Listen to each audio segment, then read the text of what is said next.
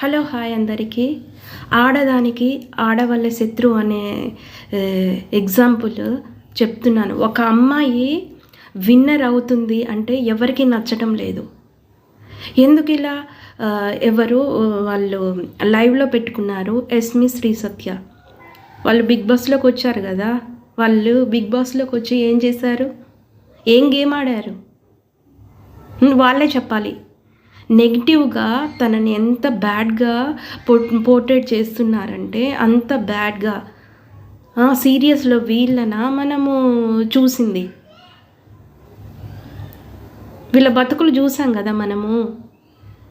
అర్జున్తో చేసింది, నిఖిల్తో తను చేసింది, వీళ్ళ మాట్లాడేది. ఆమె చరిత్ర చూసాము అది ఇది అని. వీళ్ళ ఆడవాళ్ళు, వీళ్ళ మనుషులు. మీరు జెన్యూన్గా మీరు గెలిపించుకోవాలనుకుంటే జెన్యూన్గా సపోర్ట్ చేసి ఓట్ చేసి మేము వారికి సపోర్ట్ చేస్తున్నాము ఓటు వేయండి అని చెప్పండి. ఇదా? నువ్వు కూడా సీరియల్ ఆర్టిస్టులే కదా మీరు కూడా. ఇలాంటి మనుషులు ఉన్నారు. మీరు అమ్మాయిలు కాదా? ఒక అమ్మాయిని ఓటు వేయమని అడగట్లేదు, ఒక అమ్మాయిని నెగిటివ్గా ఇంతలా పోర్ట్రేట్ చేయాలా? ఛీ, మీ పేర్లు చెప్పడానికే సిగ్గుగా ఉంది. మీ బతుకుల గురించి అందరికీ తెలుసు కదా. ఓటు వేస్తే వెయ్యండి, లేకపోండి.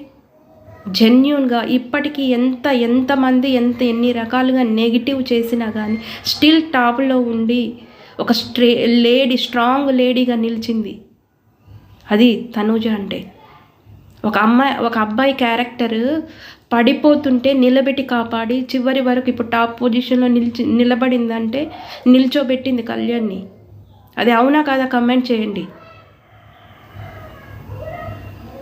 తను స్టాండ్ తీసుకోకపోతే పాతాళానికి పోయేవాడు కళ్యాణ్. ఇంత బ్యాడ్గానా ఒక అమ్మాయిని గెలిపించాలనుకుంటే జెన్యూన్గా గెలిపించండి. మా వాడు ఇలా గేమ్ ఆడాడు, ఎందుకు మా క్యాస్ట్ తెల్లగా, మాది ఆర్మీకి, ఇవన్నీ ఎందుకు? ఒక అమ్మాయిగా నేను ఈ విషయంలో చాలా బాధపడుతున్నాను. ఎందుకంటే ఇంత నెగిటివ్గా అమ్మాయిని చేసి గెలిపిస్తారు అబ్బాయిని. సేమ్లెస్ అనిపిస్తుంది. ఇది అవునా కాదా, కరెక్టా కాదో కమెంట్ చేయండి.